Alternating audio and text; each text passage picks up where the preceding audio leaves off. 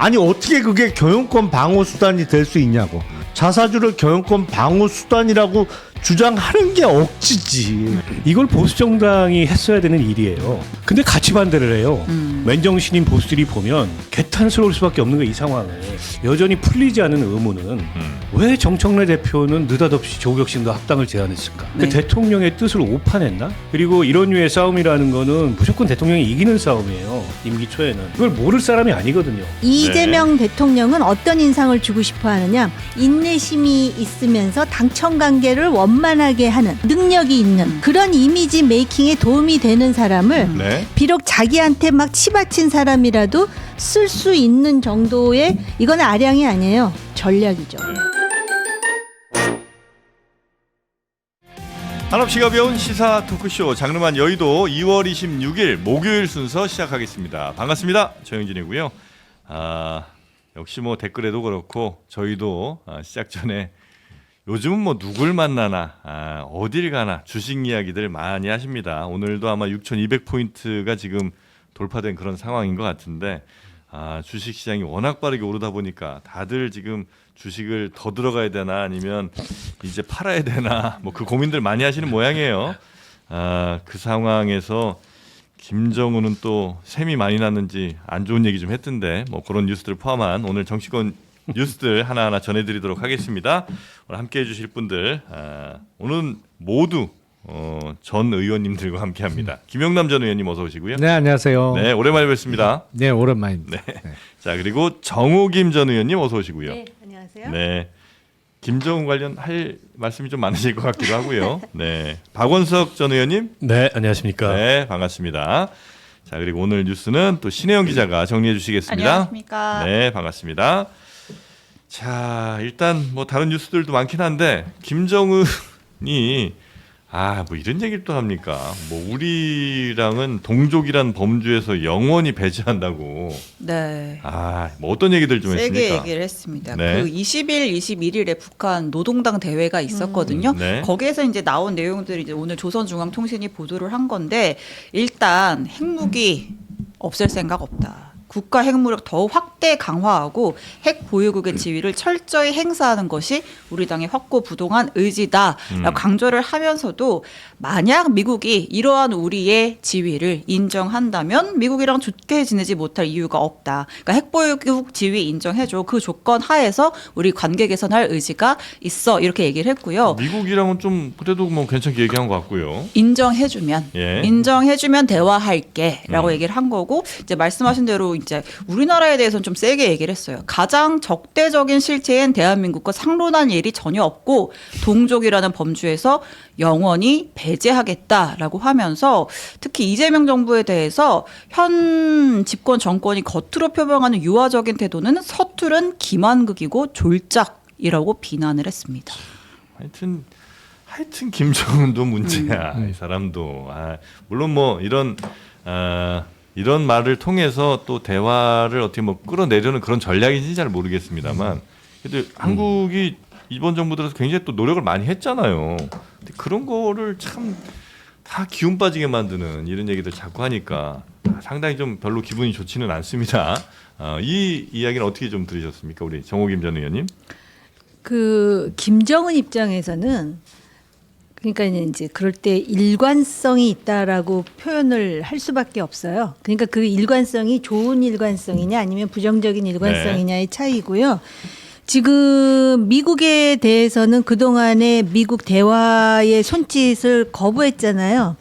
근데 가만히 생각해 보니까 미국이 지금 이란한테 하는 행동이라든지 이런 걸 보니까 일단 뭔가 여기서 그 계속해서 미국한테 잘못 보였다가는 이제 이런 우려가 있는 거예요. 그러니까 핵만 인정하면 트럼프와 악수하는 거는 말할 것도 없고 뭐든지 할 수 있다라는 것은 한반도에서의 그 우위, 체제 우위를 자기네들이 계속해서 가져가겠다는 거거든요. 네. 그다음에 우리나라와 관련해서는 지금 통일부 장관을 중심으로 해서 정말 유화적인 이상의 제스처를 보내는데, 나름대로 이렇게 생각하는 거예요. 지금 그 이재명 정부가 핵 추진 잠수함도 지금 이제 추진하고 있는 상황이고 그런 것들에 대한 위기감을 가지고 있는 것 같아요. 그렇기 때문에 어떻게 보면은 역설적으로 보면 한국 정부가 상당히 특히 대통령을 중심으로 해서는 현실주의적인 그러한 전략을 시행하고 있다라는 것이 김정은의 판단인 것 같아요. 그러니까 아무리 통일부를 중심으로 그리고 요새 국방부하고 그 미국의 연합사 간의 그런 일련의 알력이나 긴장 같은 것이 있다 네네. 하더라도 어쨌든 우리가 그 전시 작전 통제권을 다시 받아오고 그러면은 자주 국방을 강조하잖아요. 근데 이게 아마 이러한 그 이념의 왼쪽에 있는 정권이라 하더라도 이재명 정권 하에서는 그걸 추진하리라고 판단하는 것 같아요. 거기에 대한 이제 반발심 같은 것도 여기에 포함이 좀 된 것 같다. 말씀하신 것처럼 또 뭐 우리가 누구랑 동맹을 하든 군비를 늘리든 한반도의 뭐 전략적 지위는 바뀌지 않는다. 그러니까 우리는 핵보유국이고 니네는 그러니까 한국은 아니니까 뭐 우리가 니들 위다 뭐 이런 얘기를 아마 좀 하고 싶은 모양이기도 한 것 같고요. 너무 신경 쓰지 말까요? 이런 얘기 하는 거? 네. 아니 근데 이게 내부 결속용일 수도 있어요. 우리는 김정은 말대로 한국을 동족에서 영원히 배제하면 이제 북한하고 우리는 이족이 되는 거고 그 전에 우리가 6.25 전쟁을 동족 상잔의 비극이라고 얘기했는데 이제부터는 이족 상잔이 되는 거예요. 그냥 다른 나라랑 싸운 거죠, 뭐. 그러니까. 예. 그리고 경험치에 의하면 북한이 저렇게 대한민국을 상대로 말을 세게 하고 심하게 할 때는 사실은 그 이면에는 이 뒷돈을 안 줄 때 저렇게 나와요. 항상 보면. 뭐 좀 내놔라. 항상 뭘 바라는데 뭐 사실 알게 모르게 줘왔죠. 준 적이 많았죠. 근데 뭘 안 줄 때 저렇게 말을 세게 해. 항상 보면. 그러니까 사실은 객관적으로 지금 드러나고 있는 상황은 저런 태도가 나오면 안 돼요. 예를 들어서 지금 방금 우리 정 의원님이 말씀하셨습니다만 지금 미국과 어느 정도의 갈등이 있잖아요. 특히 이제 DMZ 내의 어떤 출입권이라든지 그 유엔 사령부 쪽에서는 그거를 통일부 얘기는 안 된다. 그건 유엔사가 여전히 출입 통제권을 가져야 된다는 것이고 뭐 예를 들어서 북한에 무인기를 보낸 대학원생 뭐 네네네. 이런 거 검거를 한다든지 사실은 남한 내에 일부 갈등이 생길 정도로 북한에게 유화적인 제스처를 많이 취하고 있는 게 객관적인 사실임에도 불구하고 저렇게 세게 나올 때는 딴 거 없어요. 달란 얘기. 달란 얘기예요, 그냥. 뭘 줘야 돼요? 달라는 거지, 그냥. 저는 그 트럼프 집권 일기 때 어쨌든 북미 정상회담을 두 차례 했잖아요. 네. 결국 하노이 노딜로 그쳤는데 그 충격과 혹은 그 상처 이게 지금 이제 북한이 저렇게 적대적 두 국가를 선언하고 이렇게 된 직접적인 원인이 되지 않았나 싶은데 그 최고 존엄이라는 거는 이제 우리가 우리 같은 체제에서 상상할 수 있는 리더십이 아니에요. 근데 그 최고 존엄이 베트남까지 기차 타고 60시간인가 넘게 가가지고 빈손으로 돌아왔어. 네. 저거 체제가 흔들릴 만한 위기거든요. 어떻게든 저걸 만회해야 돼. 그래서 저는 이제 문재인 정부를 거의 사기꾼으로 보라. 게다가 이제 문재인 대통령을 능라도 경기장에 세우기까지 했잖아요. 예. 근데 이제 그러고 보니까 남은 게 아무것도 없어. 그러니까 이걸 어떻게든 만회하기 위한 그런 체제적 대응이 이른바 적대적 두 국가 선언과 저 한층 더 강화된 통미봉남 뭐 이런 것 같아요. 근데 트럼프 행정부하고의 그 딜도 섣불리 나서지 않을 겁니다. 아니 근데 그 노딜 된 게 뭐 우리 책임은 아니잖아요. 아니 그러나 본인들 책임이기도 한데 그걸 어디론가 돌려야 되니까. 아이고. 저 체제의 특성상. 네. 이게 죄송합니다 인민 여러분 이럴 수가 없는 체제잖아요. 그 순간 저건 이제 체제가 무너지니까. 네. 저는 그렇게 지금 그 연장돼서 이 상황까지 오고 있다고 보고 근데 지금 북한의 김정은 체제가 놓치고 있는 게 뭐냐면은 대한민국 사회의 인식이 많이 달라졌어요.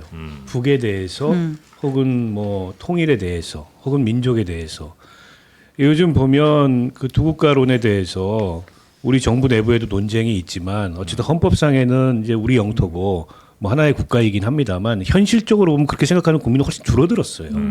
그러면 우리는 적대적까지는 아니더라도 일종의 평화적 기조를 유지하되 두 국가로 가는 게 현실적이지 않아? 네. 이게 거의 젊은 층의 생각이에요. 그리고 그런 생각의 변화는 정책에 반영될 수밖에 없습니다.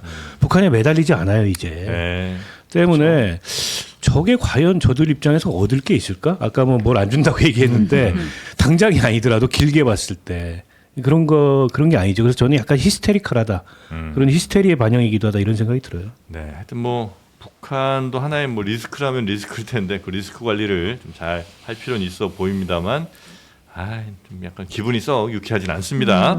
자, 그리고 우리 국내로 한번 가볼까요? 네, 넘어가 볼까요? 네, 대통령이 지금 부동산에서의 부동산으로부터 주식으로의 머니 무브에 박차를 가하고 있잖아요. 거의 뭐 퐁당퐁당 하루 걸러 주식 관련, 하루 관련 뭐 부동산 관련 메시지를 내고 있는데 네. 이런 가운데 어제 3차 상법 개정안이 국회 본회의 문턱을 넘었습니다. 핵심이 이제 자사주 소각인데 이제 그동안 우리나라에서 이제 대주주들이 회사 돈으로 자사주 사고 경영권 방어에도 이제 뭐 역할을 하게 하면서 뭐 이른바 코리아 디스카운트 불러온다 이런 비판들이 있었는데 이거 의무 소각하게 만든 거예요. 그러니까 새로 취득한 자사주는 1년 이내, 기존에 보유하고 있던 거는 1년 6개월 이내에 소유를 해야 되고 경영사 꼭 필요한 경우에는 주주총회 승인을 받아서만 보유할 수 있도록 했습니다. 자, 이게 어떤 결과를 가져오느냐. 자사주를 소각을 하면 발행 주식 수가 줄어들기 때문에 사실상 한 주 가격이 오르는 거잖아요. 그렇죠. 그럼 이제 우리는 좋다.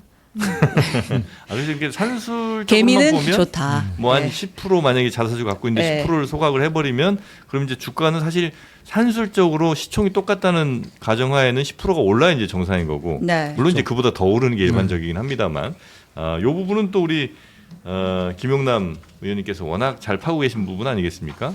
그러니까 끝까지 재계와 일부 정치권에서는 반대를 했죠. 네. 제일 큰 논거가 자사주 소각을 법률로 의무화하는 나라가 없다. 뭐 이런 논거를 들었어요. 그것도 한편에서 맞는 얘기긴 해요. 근데 왜 다른 나라에서는 법률로서 의무화하고 강제하지 않느냐? 자사주는 취득하면 당연히 소각하는 거야. 그거는 소각하려고 자사주 하는 거죠. 소각해서 없애버리는 방법으로 주주들에게 그 주식의 가치를 올려서 환원해 주는 방법으로 당연히 소각하는 거로 알고 있고 실제로 그렇게 하고 있기 때문에 법률로서 강제하는 나라가 없는 겁니다. 그렇죠. 근데 우리나라는 안 그렇단 말이에요. 사실은 얼마 전까지만 해도 한 2, 3년 전까지만 해도 회사에서 취득하는 자사주의 98%는 그냥 보유하고 있었어요. 네. 소각이 오히려 아주 예외적인 현상이었어요. 그리고 지금 기준으로도 총 발행 주식의 50%가 넘는 주식을 자사주로 들고 있는 회사도 꽤 많이 있습니다.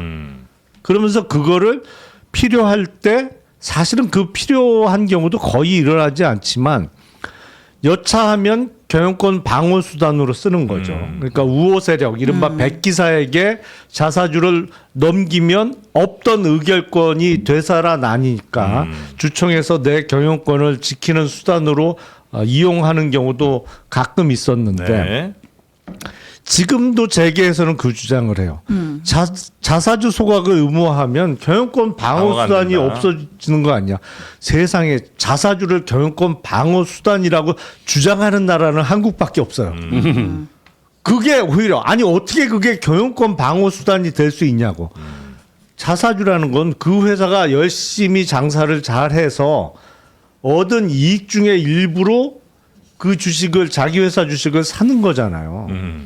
그게 어떻게 주식에 많아야 30% 어떤 경우에는 15% 미만만 들고 있는 경영진 내지는 이른바 대주주. 오너라고 불리우는 지배주주의 재산이냐고 그게.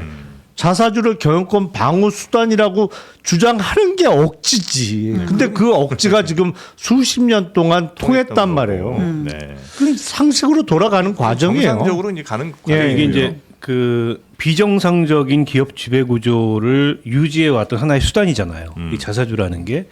그리고 그게 아까 말씀하셨듯이 이제 주식시장 관점에서는 코리아 디스카운트에 그러니까 한국 기업이나 시장을 저평가하게 된 요인이었고, 그러니까 지금 상법 개정안의 1, 2, 3차 내용을 보면 결국 이 시장 거래를 투명화하고 왜곡된 기업 지배 구조를 바로 잡음으로써 어쨌든 저평가된 네. 한국 주식시장이 재평가될 수 있는 그런 이 제도적인 토양을 만들겠다. 뭐 이건 것 같아요. 뭐 당연히 했어야 될 조치인데 제가 주목하는 바는 이걸 보수 정당이 했어야 되는 일이에요. 원래 가치로 보면. 뭐 그렇겠죠. 아니, 예. 왜냐하면 무슨 주주자본주의, 시장자본주의 이런 걸 네, 열렬히 네. 주장해 왔잖아요. 근데 같이 반대를 해요.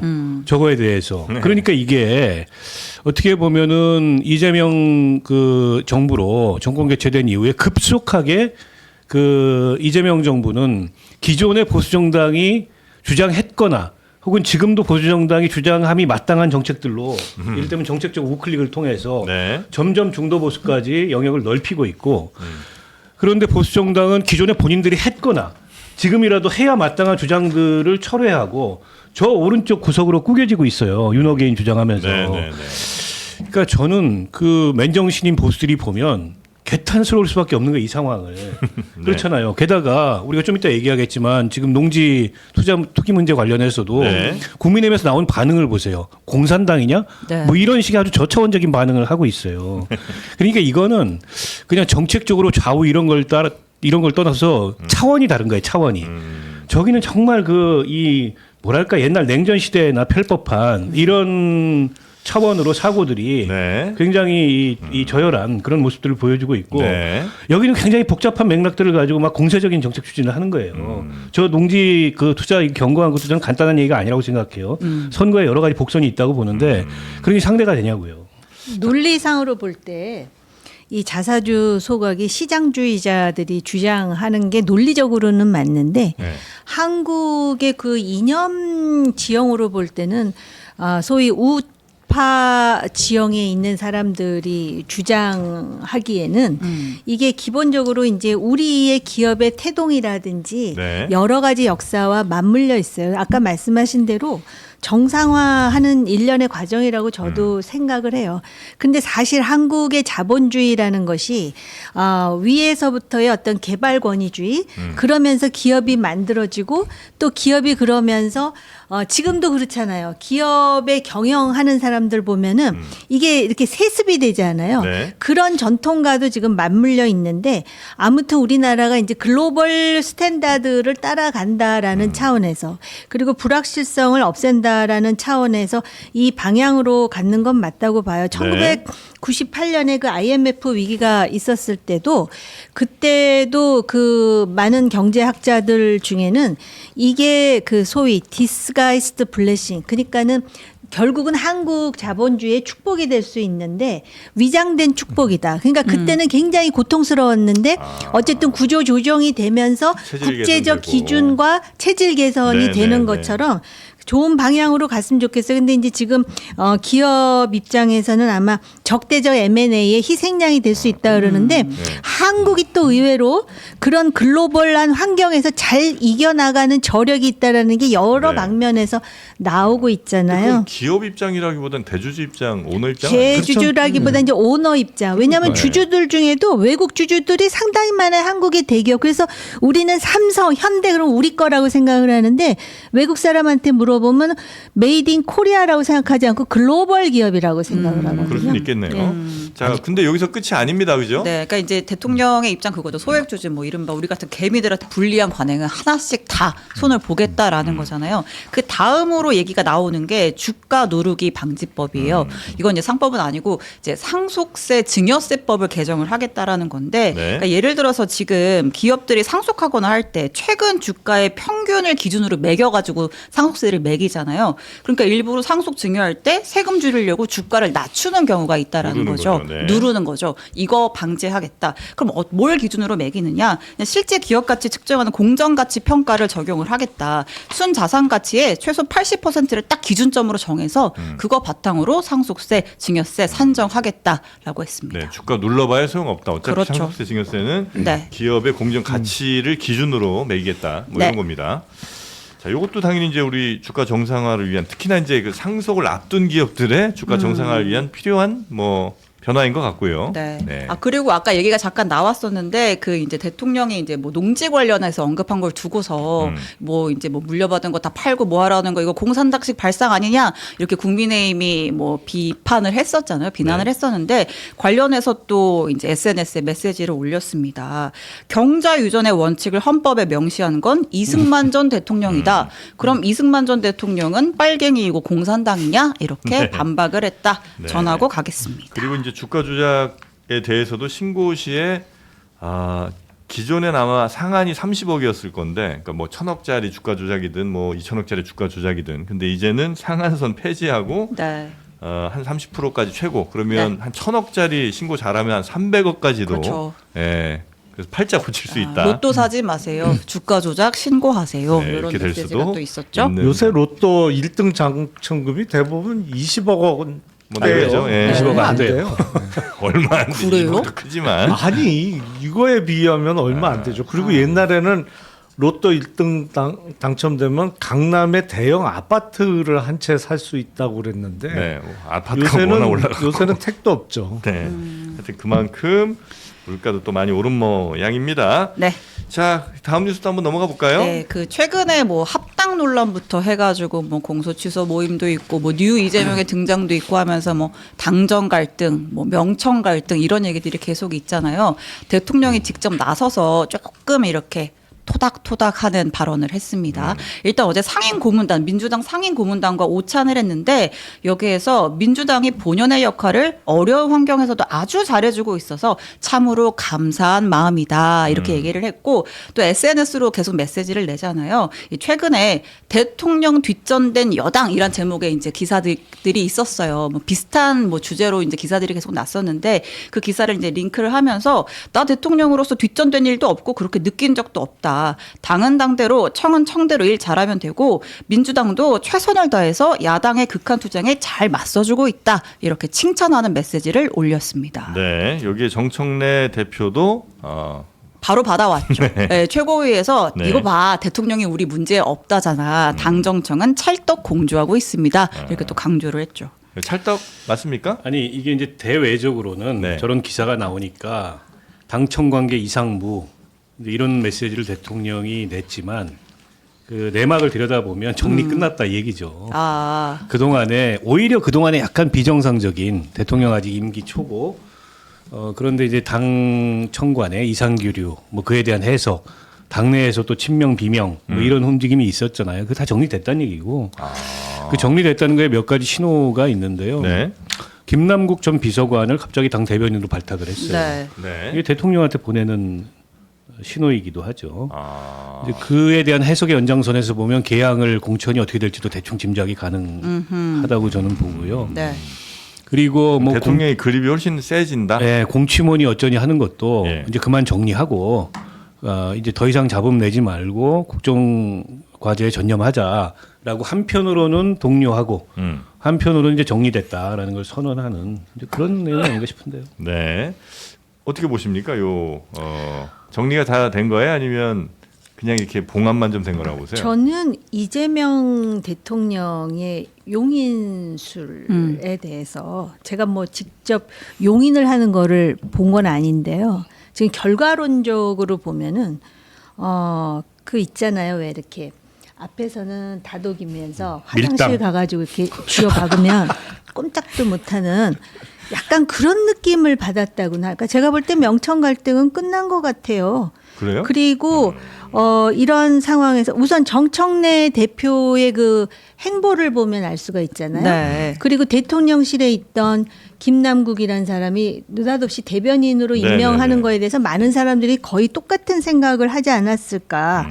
그리고 사실은 명청 갈등이라는 말 자체가 우리 정치 사회는 그렇게 익숙하지가 않았어요. 지금은 대통령을 중심으로 아직까지도 허니문이라고 볼 수가 있는데 네. 너무 당대표가 이렇게 고개를 이렇게 그 골프에서 공 잘못 나가는 게 네네네. 고개 쳐들을 때 아닙니까? 네. 그런데 그렇다고 봤는데 오히려 이렇게 고개를 쳐들다가 푹 꺾인 것 같으니까 마치도 대통령이 지금 정리를 잘한 것 같다라는 느낌이 더 크고요. 그리고 우리가 조금 전에 그 많은 얘기를 했잖아요. 그 상법 개정안에서부터 시작해서 주가 조작 가만 놔두지 않겠다. 또 농지 투기, 다주택자 이런 걸 보면은 지금 지방선거를 앞두고 타겟팅을 굉장히 아주 핀포인트를 하는 거예요. 그렇게 함으로써 그리고 SNS를 통해서 자기의 지지율을 올림으로써 지방선거에 굉장히 유리한 지형을 만드는 이런 전략 전술에 굉장히 능하구나라는 생각이 들어요. 근데 지금 상대가 이러한데 가뜩이나 야당이 지금 막 지금 저런 상황이다 보니까 더 부각이 되는 것 같고요. 제가 볼 때 정청래 대표는 이제 지방선거 끝나고 8월이 아마 그 전당대회인가? 네. 네. 그때까지는 아마 이런 스탠스를 유지하게 되지 않을까. 낮은 자세로. 김어준 씨는 어떻게 하고 있어요? 김어준 씨는 갑자기 왜 꺼내셨을까요? 아니 그냥 요새 방송 잘하고 있어요. 네, 잘하고 있어요. 방송이 아주 네, 방 잘하고 있으니까. 네. 그래서 사실 아무튼 지금 그렇게 예. 보여요. 그러니까 여- 정치는 네. 보이는 게 중요한 거잖아요. 여당 대표가 이렇게 대통령 임기 초부터 이렇게 막 부각되는 경우 사실 흔치는 않았던 것 같은데 임기 그렇죠. 말도 아니고. 이름 같이 이렇게 한 줄에 붙어서 명청대전 이런 그렇죠. 용어가 만들어지는 게 흔한 경우는 아니죠. 근데 어쨌든 네. 이제 8월에 전당대회가 있긴 하지만 그에 앞서 또 중요한 지방선거가 있기 때문에 그 전까지는 좀 잡음을 만들지 말자 이런 대통령 사실 대통령이 이제 명청 갈등 불거지고 막 할 때마다 직접적으로 메시지를 내진 않았었잖아요. 그냥 이렇게 불러서 밥 한번 먹고 이렇게 좀 그림 만들고 토닥토닥 하고 했었는데 이번에는 좀 직접적으로 메시지를 내면서 당에 힘을 실어준 거고 조금 이제 수습하려는 모양새인데 근데 이 와중에 또 이제 조국 대표는 계속해서 뉴 이재명을 저격을 하고 있는 상황이네요. 그래요. 네. 뭐 확실히 보면 네. 이재명 대통령이 윤석열 전 대통령보다는 몇 수가 높아요. 만약에 윤석열하고 비교할 건 아니에요. 그러니까 비교할 건 아닌데 네. 명청 갈등 뭐 이런 게 한참 불거졌을 때 다른 사람 같으면 대통령의 경로 뭐 이런 뉴스가 어마어마하게 예, 쏟아졌을 예, 거예요. 예. 근데 그런 뉴스는 안 나오고 대통령이 계속 참는 듯한 모습이 연출됐거든요. 근데 결국에는 이렇게 잡혀가잖아요, 자리가. 저는 뭐 정청래 대표 개인과 관련해서는 이 스탠스가 유지될 텐데 다만 이게 그 밑에 있는 더 큰 정청래 대표는 빙산의 일각이고 그 밑에 있는 뭐 90% 이상의 일종의 어떤 정치적인 세력이라는 측면에서는 잠재해 있는 거라고 보이는데 뭐 그게 그 갈등이 적어도 8월 전당대회 선거운동이 본격화될 때쯤 다시 나타나지 않을까. 그 전까지는 좀 네. 조용하지 않을까 싶어요. 민주당이 구주류라고 할 수 있는 네. 사람들 뭐 이런 사람들이 아니 얘기하는 이게 거죠. 수면 위로 올라왔던 걸 네. 지금 수면 밑으로 집어넣는 상황인데 네. 다시 올라올 거예요 언제든. 아. 그리고 사실은 지방선 그러니까 전당대회 전당대회 구도가 조기점화됐다가 지금 일단 끈 거예요. 그러면 당청 간에 다 이제 이 마이너스다. 사실은 김민석 총리가 큰 실책을 했어요 저는. 대표직이 로망이라는 걸 선언하면서 당내 갈등이 한 축이 되고 총리직이 아직 많이 남았는데 네. 마치 내일 총리직을 던질 것처럼 모습을 보였잖아요. 근데 그것도 이제 지금 진화한 상태고 수면 밑으로 집어넣은 건데 본질적으로는 아직 이 밑에 있죠. 근데 제가 이 시점에서 여전히 풀리지 않은 의문은 왜 정청래 대표는 느닷없이 조국혁신도 합당을 제안했을까? 이거예요. 왜 네. 그 시점에? 그 대통령의 뜻을 오판했나? 잘못 읽었나? 아니 사실은 지금 시점에 대통령하고 각세워서 아무리 뭐 물밑에 구주류에 그런 움직임이 있다 하더라도 당대표가 얻을 게 없어요. 그렇잖아요. 그리고 이런 류의 싸움이라는 거는 무조건 대통령이 이기는 싸움이에요. 임기 초에는. 그걸 모를 사람이 아니거든요. 정청래 대표가 그렇게 정무적으로 아둔한 사람이 아니기 때문에. 네. 왜 그랬을까? 그리고 그 과정 관리가 좀 안 돼가지고 결국에는 무산됐어요. 네. 그럼 남은 게 없어 결국에는. 결국 항복한 거예요 지금. 왜 그랬을까? 그게 아직도 의문이에요. 지금 아주 좋은 화두를 지금 제시하셨는데요. 이거는 뭐 개인 생각이고 상상력의 영역일지는 모르지만 이재명 대통령이 술을 들 때요. 네. 아까 이제 윤석열 전 대통령과의 비교도 이제 나왔는데 그 권력자마다 좀 그 수가 다른데 일반적으로 권력자들은 자신의 어떤 그런 그 권력을 그 확보하는데 소위 공신이라고 하는 사람들에 대한 의리가 있다는 걸 보여주고 싶어 해요. 그래서 그 사람들을 항상 이렇게 주변에 두고 그 사람들을 끝까지 이렇게 지켜내는 듯한 모습을 보이는데 이재명 대통령 같은 경우는 그 현실이 달라지면 거기에 따라 수가 달라진다라는 느낌을 받아요. 그 누구도 안심할 수가 없어요. 그래서 정청래 대표 같은 경우도 그 당시에 우상호 전 정무수석의 발언으로 볼 때 분명히 합당과 관련해서 사전에 어떤 형태로든 소통은 있었던 것 같다는 느낌이 들어요. 아무리 머리를 쳐드는 정청래라 하더라도 아무 얘기 없이 뒤통수 때리듯이 그렇게 했을 거라는 생각은 아직까지 안 드는 데다가 네. 지금 이제 일단 이렇게 꾹 눌러놨다고 하셨는데 그런 것 같아요. 그러니까 이제 결국은 나의 의중을 정확하게 간파할 사람들을 국회에다가도 몇 명 진출시키고 또 이번 지방선거에서도 공천과 관련해서 물론 당무에 개입하진 않지만 나의 뜻, 소위 명심이라고 하는 것이 반영되도록 하겠다라는 그런 생각은 분명히 가지고 있는 것 같습니다. 그렇다면 그 연장선 속에서 네. 과연 지금 뭐 경기지사 누구 서울시장 누구 그러는데 제가 볼 때는 아직도 가변성이 있다라는 생각이 들어요. 그러니까 이재명 대통령은 어떤 인상을 주고 싶어 하느냐. 나는 그렇게 밑에서 치받치고 올라와도 인내심이 있으면서 당청 관계를 원만하게 하는. 그러니까는 과거의 조선시대로 보면은 나는 성군 비슷한 뭐 이런 이미지를 지금 가지고 그리고 능력이 있는 네. 국정 수행에 능력이 있는 그러면서 실용이라든지 중도 보수 합리적 보수를 얘기하잖아요. 그런 이미지 메이킹에 도움이 되는 사람을 네. 비록 자기한테 막 치받친 사람이라도 쓸 수 있는 정도의 이건 아량이 아니에요. 전략이죠. 네. 근데 아까 네. 그 박원석 의원이 아까 말씀한 게 대통령에게 좀 다 정리 잘 하자라는 메시지 중에 하나 중에 공소 취소 모임 이것도 좀 정리해 이런 취지로 해석을 해야 된다고 보신 아니 거예요? 저는 네. 이렇게까지 말하면 뭐 이게 제 생각입니다. 네. 저는 대통령은 지금 정책적으로 중도 실용 이렇게 막 나가고 있잖아요. 과감하게. 근데 이른바 당내 친명은 조금 다른 운동장에서 놀고 있는 게 아닌가. 좀 그 뜻을 잘못 읽는 거 아닌가. 사태 파악이 아니면 안 된 거죠. 본인들의 이해관계 때문에 그런지 그래요? 모르겠는데 아니 공소 취소 이런 문제는 그 사실은 여러 가지 논란을 낳잖아요. 입법 권력이 사법 절차에 저렇게 개입해가지고 뭐 압력을 행사하고 등등부터 시작해서 당분간 대통령 재판도 없어요. 그리고 국정 운영을 잘하면 저거 나중에 다 정리될 거라고 저는 봅니다. 그리고 진짜 조작 기소라는 게 사법적으로 입증이 되면 그건 수사를 받아야 될 사항이에요. 당시에 수사팀이 그렇잖아요. 그러면 이제 특검법이든 뭐든 이렇게 접근하면 될 문제예요. 근데 저건 정치적 확증을 가지고 일종의 이제 정치적 바람몰이를 해서 막 국정조사 이런 거 해가지고 검찰이 스스로 공소 취소하도록 만들겠다. 부작용이 더 클 거예요. 그게 정말 이재명 대통령 뜻일까? 그래서 세력화를 시도한 건데 세력화의 명분을 제일 좋은 명분을 저걸합시고 걸었는데 제가 보기 오판한 것 같아요. 당내에서 지금 막 이탈하고 있잖아요. 네. 그리고 정청래 대표가 되게 여우 같은 게 네. 당 공식기구로 만들자. 일종의 격상시켜 명분이 떨어져 버렸어요. 명분이. 네. 근데 저거 이제 유지하겠다고 얘기하고 있지만 유지 안 될 거라고 봐요 저는. 그래서 세력화를 하려면 네. 좀 포지티브한 뭐 이 AI 강국 이 3대 AI 3대 강국 조기 달성을 위한 의원 모임을 하든지 노골적으로 전당대회를 할 거면 뭐 사랑해요 김민석 모임을 하든지 이래야지 무슨 공소 취소 이거는 좀 택도 없다. 저는 의원님하고 조금 반대인데요.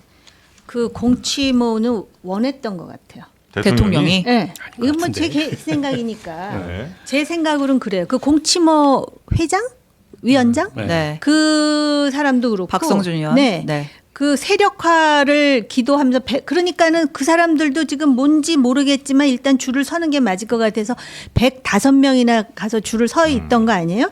그런데다 과거에도 그 비슷한 움직임이 있을 때 청와대의 강훈식 실장이 대통령을 정쟁에 뭐 개입시키지 말라 뭐 이렇게 한마디 워닝을 했었어요. 근데 이번엔 그런 얘기가 없었던 것으로 제가 기억해요. 그래서 쭉 분위기를 보다가 여기다 찬물을 확 껴진 사람이 저는 유시민이라고 봐요. 미친 짓 아니야 이러면서 예. 반발을 하니까 쓱 지금 뺀 거라고 봐요. 그러니까 그거에 대해서 또 그 소위 정청래 대표가 나름대로 눈치가 맑았잖아요. 그러니까 이거를 당에 공식 기구화하자. 네. 제가 쓴 소설론 그렇다는 거예요. 네. 다 여기로 오십시오 했는데 이제 공치모 의원들이 아주 일부만 이제 이탈을 하고 나머지는 우리는 우리대로 별도로 운영할 건데라고 이제 하는 상황이죠. 네. 그 만약에 이제 지방 선거를 이제 승리를 크게 이제 하게 되면 그 공은 대통령에게 가요? 아니면 어쨌든 선거는 이제 당에서 하는 거기 때문에 당 대표인 정청래 대표한테 가요?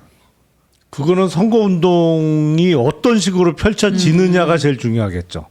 예를 들어서 당 대표는 당연히 지방선거와 같은 전국 단위 선거에서 각 지원 유세를 다 돌죠. 네. 그리고 당 대표 지원 유세가 벌어지는 그 현장은 가장 많은 지지자와 군중이 모이는 장소가 될 거고, TV 화면에도 이제 지방선거 관련 뉴스에 제일 많이 등장하는 사람이 당 대표가 될 거예요. 그런데 또 다른 측면은 각 선거에 임하는 민주당의 후보들이 누구 얘기를 가장 많이 하느냐.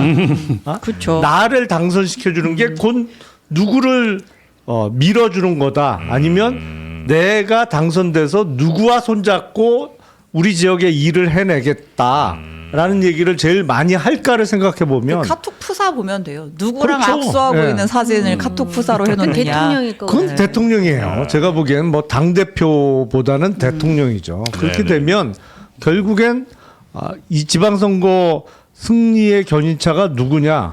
아무래도 대통령이 될 가능성이 높죠. 이 보죠. 그러니까 두 가지일 가능성이 높아요. 네. 그러니까 지방선거에 출마하는 후보들의 뭐 지역 과제, 지역 현안, 지역 발전 이런 거 빼고 큰 선거의 명분 메시지가 하나는 이재명 정부의 성공적 국정 운영 이걸 거고, 두 번째 내란 청산일 거예요. 어떤 게 더 앞설까? 내란 청산은 이미 어느 정도 되고 있다. 판결도 나왔기 때문에, 단죄가 됐기 때문에. 그래서 이재명 정부 국정 운영 성공일 거예요. 네. 대부분 내거는 명분이. 아니 그러면 그 성과가 어디로 가겠어요? 대통령한테로 가는 거죠. 그래서 한층 저는 그립이 강해졌다고 보고, 그리고 그 재보궐 선거, 지방 선거보다도 네네. 공천을 보면 압니다. 어떤 사람들이 누가 공천을 받는지 100% 전략 공천하기로 했잖아요. 네네네네. 공천권이 형식적으로는 당 공관이 그리고 당 대표한테 있지만 진짜 당 대표한테 있을까요? 이번 재보궐선거 공천권이? 저는 뭐 알겠습니다. 알아서들 짐작하시라고 그 생각합니다. 지방선거 이후로 조국 대표의 힘은 훨씬 더 약해질 걸로 보세요? 아니면 이미 많이 약해졌지 않아요? 뭐 이미 크게 없나요? 아니 근데 그거는 네. 지방선거에 성적표가 나오면 바로 드러날 거예요. 성적표가 좋게 나올 가능성이 높지는 그러니까 그 다른 알아 지역은 모르겠고 호남 지역에서 어느 정도의 당선자를 내느냐. 근데 그리고 이번에 통합했잖아. 아니 그러니까 선거 연대가 아직 확정된 건 아니죠. 아니, 어떤 식으로 지역 통합 말씀하시는 광역단체, 전남, 네. 광역단체. 시도 아니, 통합. 조국 혁신당이 광역단체장 네. 당선자를 내기는 쉽지 않을 거고 시군구 저기 단위에서라든지 기초단체장이나 보궐이라든지. 이제, 제가 볼 땐 그 밑에. 본인이 보궐에 성공을 하느냐의 여부가 그것도 크겠죠. 그게 제일 중요할 네. 것 같은데요. 그게 제일 중요하고요. 지금 말씀처럼 그 지금 김용남 의원이 얘기했던 포인트, 호남에서 어느 정도 선거 성과를 거뒀냐, 그에 대한 민주당의 관점이 뭐냐면 조국 혁신당이 호남에서 일정 지분을 가져가는 거 우리 입장에서 나쁘지 않다. 왜냐하면 여기가 그 TK의 대구 경북 같은 데예요. 네. 국민의힘에게. 여기 좀 경쟁이 있어야 돼. 그래야 발전이 있어. 그리고 때로는 무소속 돌풍이나 국민의힘 돌풍 같은 게 간간히 호남에서 나오는 이유가 민주당이 너무 고인물이어서 그런 면이 있어요. 그래서 내부의 변화 혁신을 추동하는 데 있어서 조국 혁신당의 경쟁력이 나쁘지 않다 이렇게 보는 게 있고, 어차피 돼봐야 다 뭐 가둬놓은 고기들이고 어디 밖으로 갈 게 아닌데 호남에서는 상관없다. 설령 조국 혁신당이 뭘 좀 가져간다 하더라도 이게 민주당의 관점이에요. 네. 그래서 사실은 호남 이외에서 성과를 거둬야 되는데 호남 이외에서 성과를 거둘 가능성이 좀 거의 없잖아요. 본인들도 무슨 뭐 표방하고 있는 게 그 민주당하고 그런 식으로 이제 대결하는 건 좀 부담스러워하고 있고. 그래서 저는 지방선거 이후에도 지금 이 당의 기세, 당세 이런 게 더 나아질 것 같지가 않아요. 근데 알겠습니다. 만약 네. 뭐그 가능성은 높아 보이진 않지만 조국 혁신당이 호남 지역에서라도 2016년도 총선에 안철수의 국민의당 정도로 예. 뭐 확 쓸어간다. 그러면 위상이 확 달라지겠죠. 근데 그럴 가능성이 없잖아요. 그렇죠. 그거 아직까지는 뭐 그럴 가능성은 안 보여요. 오늘 선거가 있다 그러면 그 전남 광주 통합도 그렇고 아마 고전을 면치 못할 것 조국 같다는. 혁신당. 예, 지금 그 여론조사의 지표도 그렇고 네. 존재감이 지난 총선 때보다도 더 내려갔기 때문에 지금 조국 대표가 저런 얘기가 나온다라는 건 본인 스스로도 엄청난 네. 위기감을 가지고 있다라는 방증이죠. 그러니까요. 2년 전, 1년 전 뭐 조국 대표랑 지금의 위상이 많이 좀 달라진 것 같은 느낌은 예, 분명히 좀 듭니다. 네. 자, 그리고 국민의힘 한번 가볼까요? 네, 국민의힘도 이제 뭐 선거 전략자고 해야 될 텐데 아직도 이놈의 전륜 이슈를 이거 언제까지 이럴지 모르겠는데 출구가 없어 보입니다. 네. 지금 국민의힘 중진들이 장동혁 대표 만나가지고 쓴소리 한다라고 했었잖아요. 근데 막상 무슨 얘기 했는지를 들어보고 나니까 중진들 사이에서도 의견 통합이 안 됐어요. 전륜으로 가야 된다가 아닌 거예요. 일부는 당연히 지금 뭐 이대로 가면 선거 필패다, 뭐 메신저가 이미 오염됐다, 당 대표 좀 힘을 빼야 된다 이런 의견도 있었던 반면에 이거 한동훈이 내란이라고 해가지고 사태 이렇게 된 거 아니야? 장동혁이 무슨 잘못이 있어?라고 말하는 중진들도 여전히 있다라는 거고 뭐 이런 가운데 어쨌든 당내 소장파들은 전륜을 해야죠라고 하면서 그렇게 말 안 들으실 거면 차라리 찬반 투표라도 붙여서 다수결로라도 정합시다라고 의총 열어주세요라고 요구를 했는데. 안 하기로. 네, 지도부는 지금 의총 열 생각이 없어 보입니다. 지금 필리버스터 전국에 무슨 의총이에요? 다음 달에 하죠. 이렇게 여기 미루고 우리 있어요. 여론조사 개요 얘기해야 돼요? 아니 말씀하셔도 됩니다. 네, 네, 네, 네. 그 오늘 나온 MBS 여론조사를 보니까 네. 국민의힘이 당 지지율이 17%가 나왔어요. 20% 네, 깨졌네요. 그리고 70세 이상에서도 민주당 39, 국민의힘 31.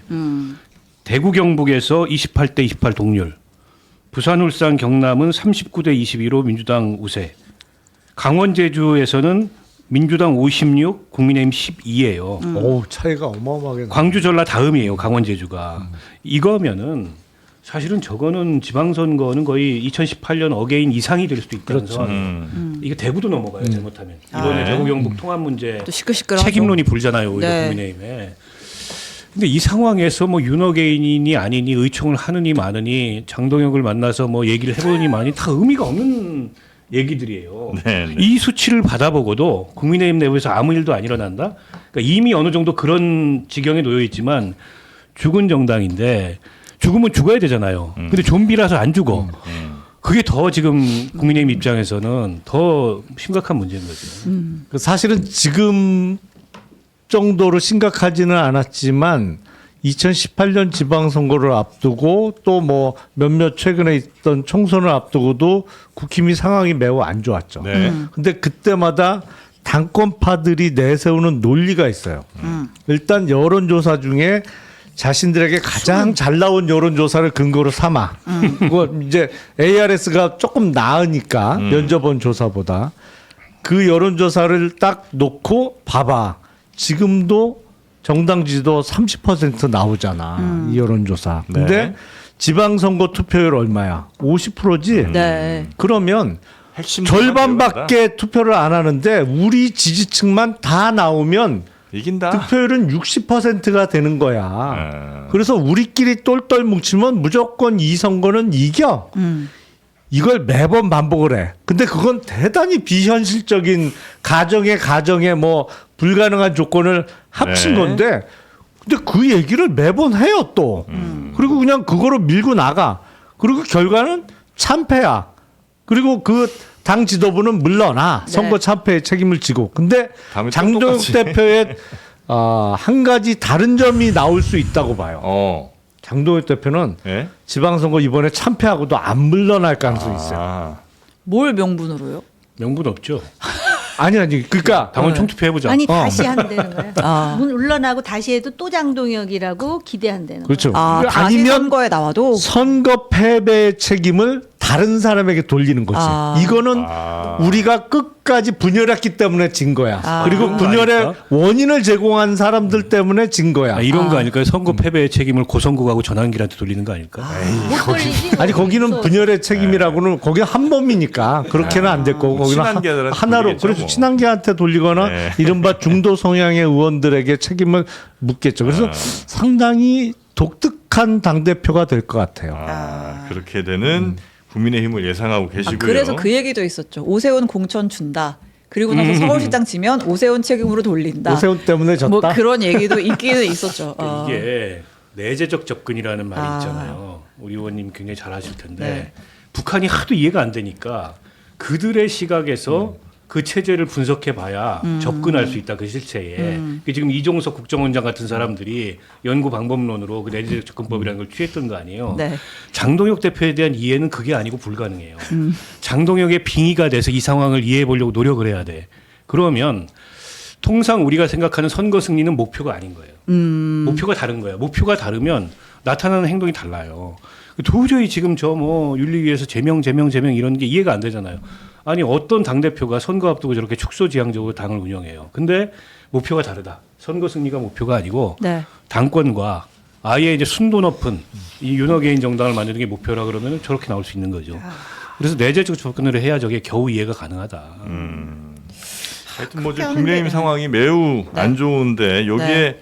또 그리고 여론조사 개별- 수치는 자유롭게 언급해 주셔도 되는데 개요는 제가 말합니다. NBS 지난 23일부터 25일까지 만 18세 이상 남녀 1,002명을 대상으로 했습니다. 네. 자세한 내용 중앙선거 여론조사 심의위원회 참고하시면 되겠고요. 네. 자, 이런 가운데 어제 배현진 의원이 새벽에 이거 약간 구남친 구여친 모드 아니에요?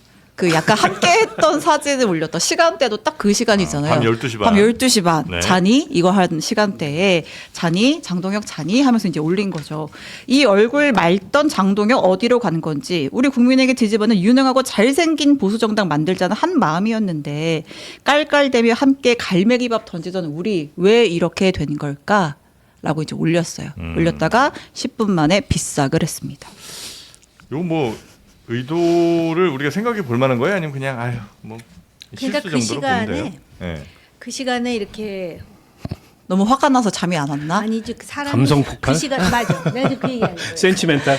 근데 지금 그런 정도의 감성을 가지고 지금 내재적 접근법으로도 안 되는 장동혁이를 상대하니까 이런 상황이 만들어지는 게 아닌가. 잘못된 접근이에요. 당연하죠. 좀 예. 처절하게 저걸 어떻게 처리하지라는 그런 절박하고도 막 그런 생각을 가지고 내가 죽더라도 이거를 다시 하겠어라는 그런 처연함이 있어도 지금 될까 말까 한 상황에 너 나랑 괜찮았잖아 사이 이런 정도를 가지고 이길 수 있으리라고 생각했어요. 또 그런 얘기도 하대요. 의총에서 그 배현진 의원이 장동혁 대표 바로 뒤에 앉은 네네. 것도 다 서로 그 일종의 전술의 하나였다 그러는데 그 정도 갖고 될 거라고 보세요? 뭐, 어떡해요? 정말 아니 그렇게 해서 장동혁을 좀 저기 그 뭐라 그럴까 나름대로 자극할 생각이라면은 그렇게 가서 뒤에 가만히 있는 것만 갖고는 안 되지. 가서 얼굴을 들이밀고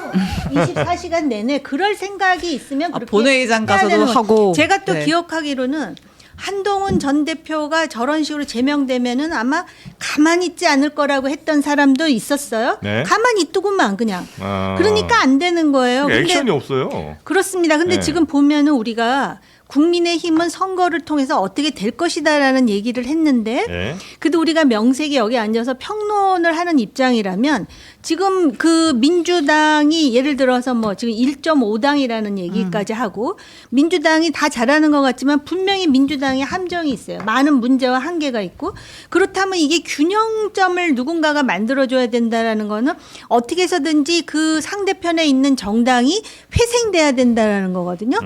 그래서 아침 내내 어제 밤부터 대안이 뭘까를 생각해 봤는데 솔직히 잘 아직은 안 떠올라요. 네. 안 떠오르긴 하지만 여기서 지금 문제는 뭐냐면은 장동혁이라는 정치인은 변할 것 같지 않아요. 그냥 상수예요. 뭔가 그냥 이렇게 있는 거예요. 비교는 좀 뭐하지만 북한의 김정은처럼. 네. 그러면 그 밑에 있는 사람들을 어떻게 그 변수로 해서 활용할 수 있을 것인가? 예를 든다면 고성국과 전환길. 이 사람들은 굉장히 비즈니스 마인드가 이것도 제 개인 생각이긴 하지만 그 비즈니스 마인드에 천착되어 있는 것 같다라는 느낌을 많이 주거든요. 그럼 이 사람들한테는 어떤 지렛대가 있을 것인가? 그다음에 한동훈 전 대표에 대해서 얘기하면 한동훈 전 대표 팬들이 굉장히 그 화력이 좀 공격적으로 있죠. 네. 예. 그 화력이 한동훈 전 대표한테 도움이 되는지 안 되는지에 대해서는 제가 아무 말씀을 안 드렸지만 전략적 접근을 좀 해라. 뭐 중진들 회의했다 네. 그랬잖아요. 중진들 중에 외연상 조경태 빼고는 한동훈에 대해서 그렇게 썩 긍정적인 그걸 안 가지니까 아직까지도 한동훈 때문이라는 소리가 나오는 것 같은데다가 네.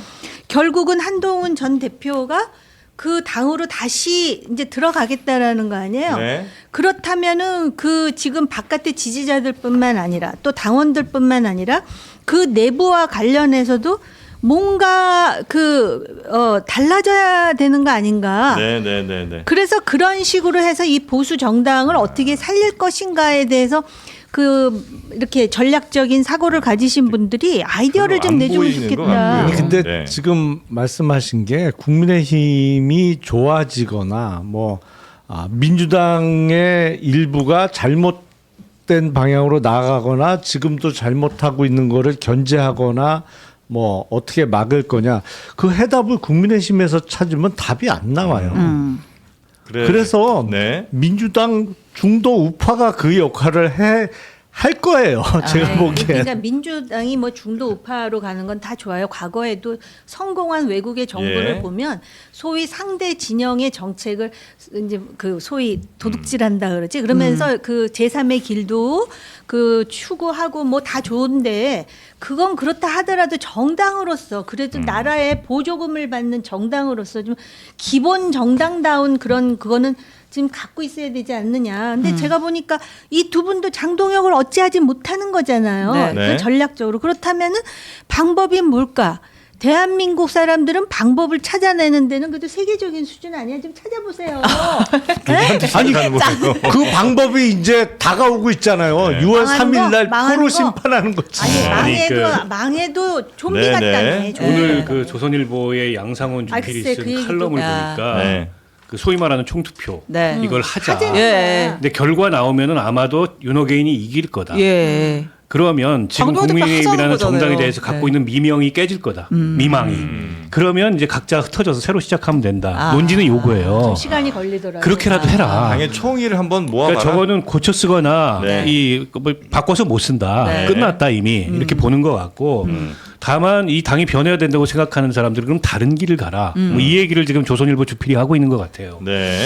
그게 빠른 길일지도 모르겠어요. 근데 문제는 뭐냐면 할 생각이 당원 없는 것 같은데. 총투표에서 네. 윤호개인 승리로 나왔을 때 나머지들이 네. 그러면은 이 여긴 마음을 접고 우리 새살림 차려서 새 길 가보자 할 용기가 있느냐? 저는 아닌 것 같아요. 네. 그럴 용기가 있었다면 지금 저렇게 안 했겠죠. 그러니까 제가 이 말씀을 최근 들어서 많이 들었는데 네. 국민의힘이라는 정당의 태생과 체질의 한계인지도 모르겠어요. 여기가 대통령들이 먼저 나오고 정당을 만든 거예요. 역사적으로 보면 자유당도 그랬고 공화당도 그랬고 민정당도 마찬가지입니다. 그렇다 보니까 여기는 어떤 그 확고한 권력이 있어야 돼. 그리고 그 밑으로 몰려요. 이렇게. 이게 레밍 정당이에요. 그러니까 일종의 대항 권력도 확고한 대항 권력이 서야 돼. 한동훈 무슨 이렇게 졸방졸방 할 게 아니고 누가 차기의 확실한 주자다. 저 사람 밑으로 모이는 게 살 길이다. 그런 걸 모여요. 그러니까 지금 안 모이는 이유가 뭐냐면 그게 없어. 일종의 진공 상태예요. 장동혁도 아닌 것 같고 한동훈도 아닌 것 같고 이준석은 더 아닌 것 같고 유승민은 이미 오래된 사람인 것 같고 없는 거예요. 그러니까 레밍들이 어디로 가야 될지 모르니까 계속 그냥 우왕좌왕하면서 네. 딴 데 쳐다보고 못 들은 척하고 이러고 있는 거예요. 그래서 이거는 이 정당의 오래된 네, 그런 문제다. 구조와 체질, 생리의 한계다. 지금 나온 한동훈 전 대표의 전략은 출마지를 미리 얘기 안 하고 당이 견제할 수 없도록 하는 그 정도 전략이 이제 나온 것 같고요. 예. 아니 그건 정확하게 얘기하면 네. 한동훈 전 대표가 다 판이 짜여진 이후에 본인의 출마지를 선택하는 거죠. 예. 그 미리 알려주는 게 아니고 본인도 몰라. 왜냐하면 본인의 처지나 선거 전략적인 측면에서 미리 할 수가 없어요. 민주당이나 국민의힘 후보가 다 정해진 다음에 그 판을 보고 내가 어딜 들어갔을 때 그나마 당선 가능성이 가장 높겠느냐. 본인이 미리 얘기를 안 하는 게 아니지. 본인이 가장 마지막에 사실상 결정할 사람인 거죠. 그럴 수밖에 없는 상황이다. 네. 네. 일단 지금은 대구 돌고 있고. 네. 네, 아니 근데 지금 승부를 가르는 게 아니라 정치 역정의 장기로 본다면은 그동안의 그 사례를 가지고 우리가 얘기할 수밖에 없잖아요. 보면은 자기를 던지는 사람이 궁극적으로는 승자가 되는 대표적인 사례가 그 노무현 전 대통령 네, 같은 경우 아니었나요? 그렇기 때문에 우리가 보더라도 지금 보는 것 같아요. 근데 보는 것 같다라는 거를 사람들이 알 정도면은 또 그거에 대한 판단을 하게 된다는 거예요. 대중의 입장에서는. 네. 그리고 이제 사실 아까 레밍 말씀하셨잖아요.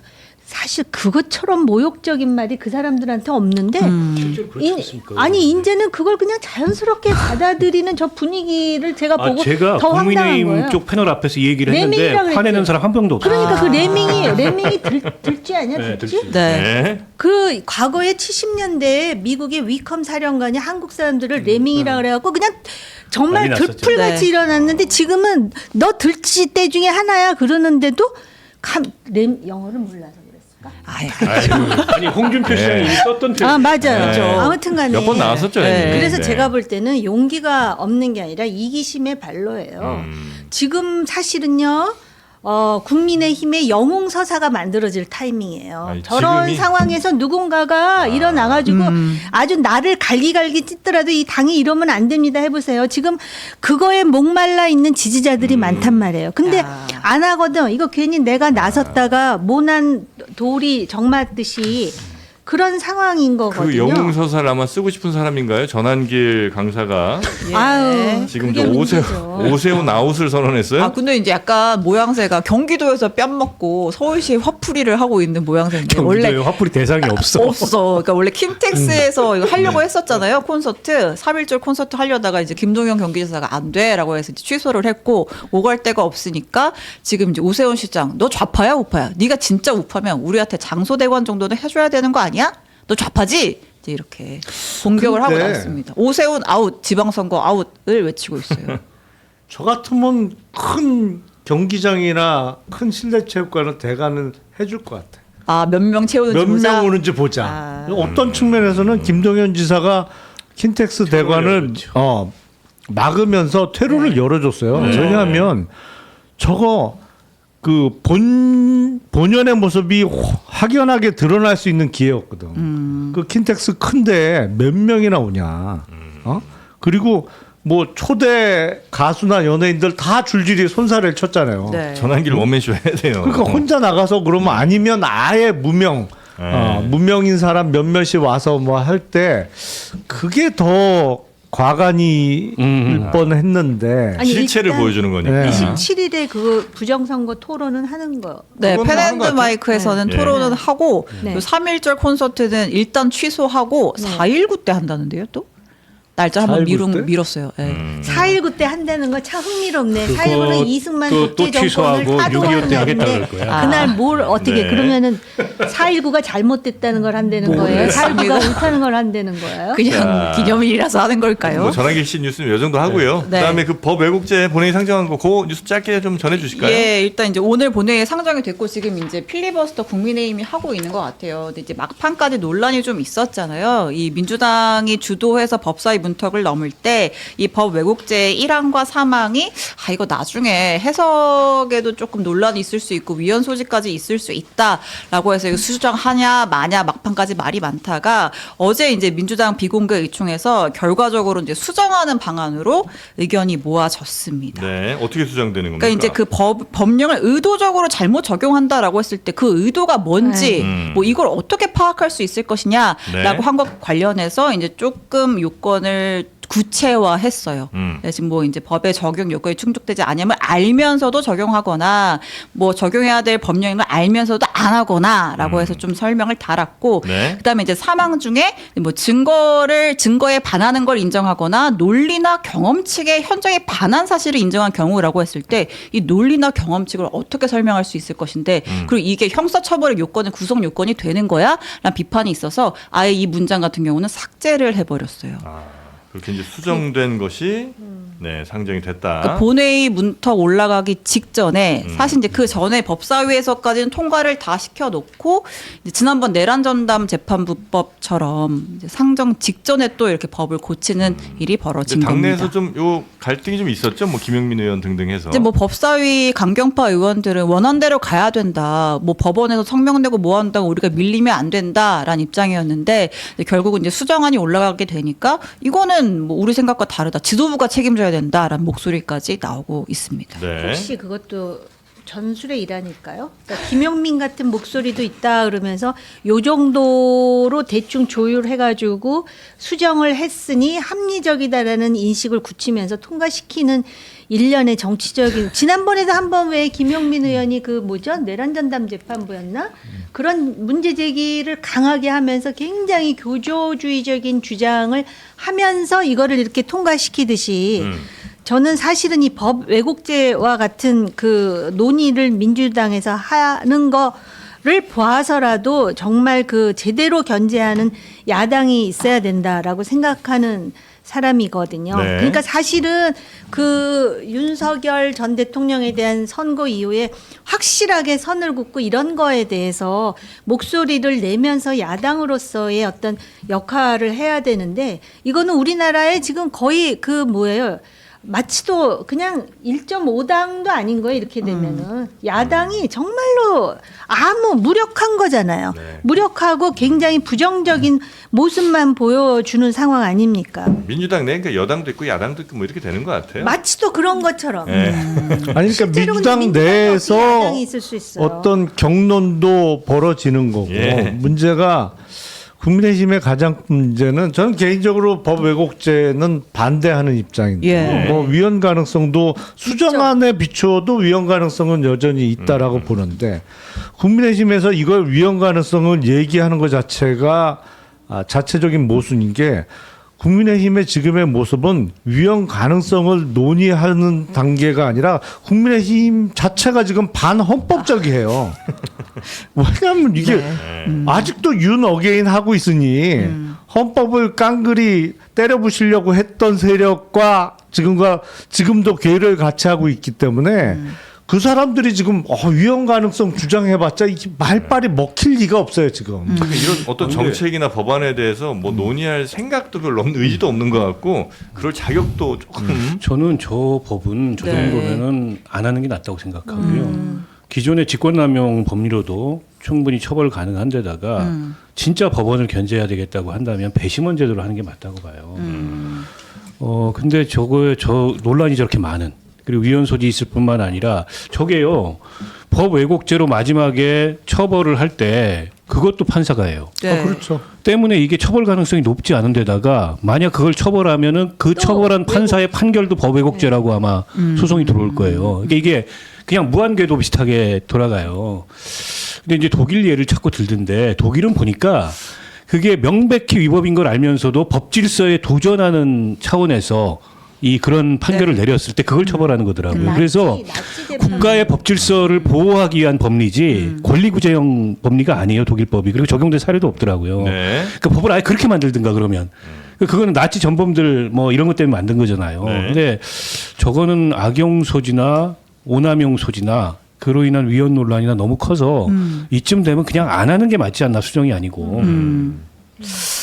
지금 뭐 대법원 쪽에서는 계속해서 반대 목소리를 내고는 있죠. 네, 어제 전국 법원장 회의 있었잖아요. 네. 수기가 필요하다. 심각한 유감을 표명한다라고 했습니다. 네. 저는 그 회의도 유감이에요. 본인들 대안을 좀 내놓든가. 네. 자발적으로 배심원제 도입하자든가 뭐 이런 걸 하든가. 네. 아니 그리고 다 국회까지 오니까 또 이렇게 얘기하고 있고 항상 시점이 그렇죠. 네, 네. 한참 얘기할 때 그러면 법원에서도 뭐 의견을 내서 이건 이렇게 가는 게 좋겠다 아니면 이건 좀 위헌 소지가 있다 이런 얘기를 좀 해주면 차라리 법안 만들 때도 좀 참고를 할 텐데 아예 그냥 가만히 있다가 뒷북을 이렇게 치니까 뭐 법원에 대한 인식도 많은 분들이 썩 좋지는 않은 것 같습니다. 이게 이렇게 해갖고 이제 통과되면은 네. 이게 분명히 문제가 있다라는 게 현실에서 이렇게 나타나더라도 다시 되돌리기도 쉽지 않아요. 그러니까 그래서 법을 제정하고 개정할 때 굉장히 신중해야 되는 것이고 이게 지금 80년 된 법 체제를 이렇게 한순간에 뚝딱 이렇게 한다라는 자체가 굉장히 그 정치적인 복선이 깔려 있다라는 것이 정말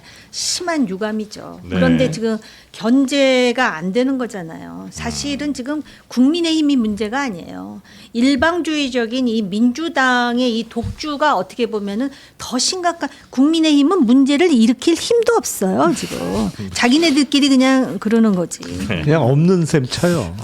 국민의힘은 없는 셈 쳐요.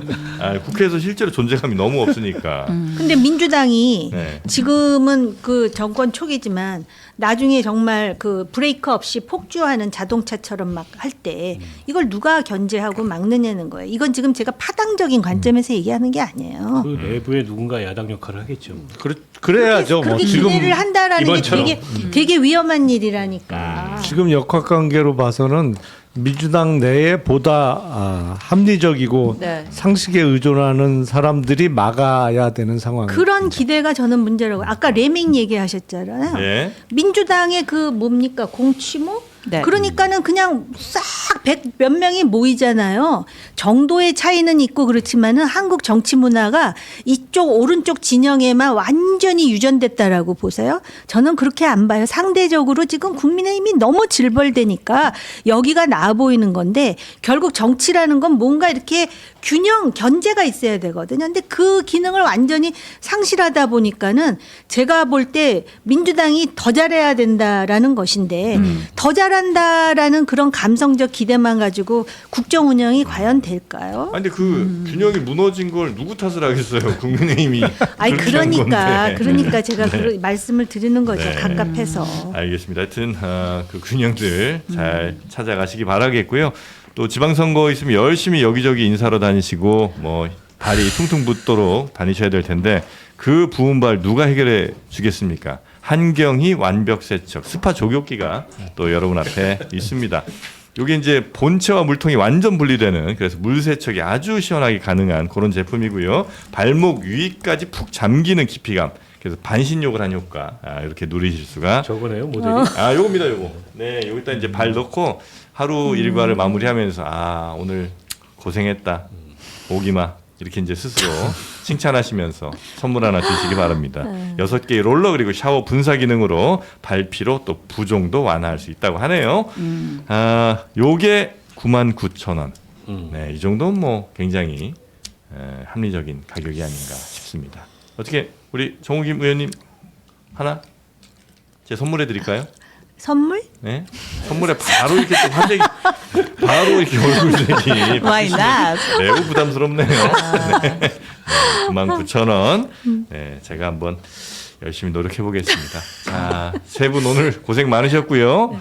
자, 다음 주에 다시 뵙도록 하겠습니다. 고맙습니다. 감사합니다. 고맙습니다. 네.